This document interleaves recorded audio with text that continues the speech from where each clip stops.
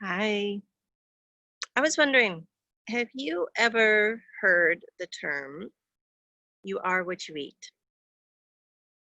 For those of you that don't know me, I'm Wendy. I am a holistic nutritional consultant, and I really help women who are struggling and overwhelmed with the funk in their fridge, their lives, and their bodies. So I'll ask you again, have you ever heard of that term, you are what you eat? This is something that many, many years ago, there was a TV program on a Scottish lady that I used to watch. And this is, before, just as the beginning when I was starting to dabble into the whole holistic world of nutrition and whatnot. And I loved it. I loved everything she talked about. She talked about detoxification and lymph and jumping on a trampoline and all these foods and everything else. And I just loved her accent as well. So it was nice.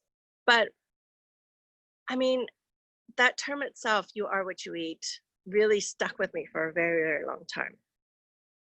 And I mean, you can look at it from a very physical aspect of the foods that you take in, or you can look at it from a very metaphysical aspect as well, as we are what we take in on a very energetic level, a very superficial level. So putting lotions and creams on your skin, the people that we hang around, their energies, the relationships that we have, the work that we do, um, the environmental things that are going on around us.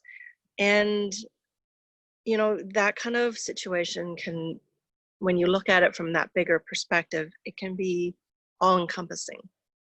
But I have another definition for that, or another way of thinking about it now. So several years later, using that same phrase, you are what you eat, but it actually is so, I find it so very oversimplified for a lot of times, because it's actually, we are what we eat, what we digest, absorb, convert, and get past the cell membrane into our essence. This is really that complex aspect of everything that goes on around us. Again, more than just the food we take in, but how we live our lives, how we are surrounded by people, how we are, and how we are, how we live our lives, what we do, um, our thoughts that we process. It all basically goes down to that cellular membrane transfer and how it gets into our cells. And again, it's so much more than just the food. It is the energy that we take in, the thoughts that we process, the movement in our body. These are all aspects of how we digest life, how we see life, how we process life, how we push away things or eliminate things that no longer serve us, that are not doing really good for us, and how we assimilate the things that we do need, that we hang on to, that will be better for us. So beyond nutrients and vitamins and minerals, but love and caring and kindness. These are all aspects of who we are, just as much as vitamin B or vitamin C or thiamine or which is a vitamin B, or chromium, or the amount of movement we do during the day, or how we sleep, or how we stress, or how we process different things in our lives through thoughts. So yes, we are what we eat. We are what we take in, perhaps, is maybe the better way of saying things. And this is what I help people, to women specifically, to really understand and get to a place where they are eating or taking in things that are only wonderful and will only enable them to grow and flourish and bring about the true essence of themselves.